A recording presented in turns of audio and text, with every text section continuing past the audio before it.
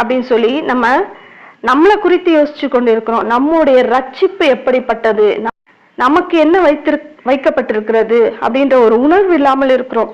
யாருடைய ரத்தத்தினால நம்ம கழுவப்பட்டிருக்கிறோம், யாருடைய ரத்தத்தினால நம்ம மீட்கப்பட்டிருக்கிறோம்? இயேசு கிறிஸ்துவின் ரத்தத்தினால மீட்கப்பட்டிருக்கிறோம். அவருடைய சிலுவை மரணத்துல நமக்கு என்னவெல்லாம் வைத்திருக்கிறதுன்றதெல்லாம் மறந்துட்டோம். அதுல தைரியம் கூட இருக்கு. பயத்தை நமக்கு கொடுக்கல கர்த்தர், தைரியத்தை நமக்கு கொடுத்திருக்கிறாரு. அப்ப கர்த்தர் ஒரு இடத்துக்கு போகணும் சொன்னா தைரியமா கர்த்தர் இடத்துல சொல்லுவோம், ஆண்டவரே என்னை அனுப்பும், நான் போறேன், ஆண்டவரே எங்க நான் போகணும் சொல்லுங்க, என்னை அனுப்பும், நான் போறேன் அப்படின்னு சொல்லி கர்த்தரிடத்துல தைரியமா சொல்லணும். அப்போ அவர் உங்களுக்கு பலனை கொடுப்பார். நான் ஒண்ணுமே இல்லை, எனக்கு எவ்வளவு பிரச்சனை இருக்கு, என்னால முடியவே முடியாது,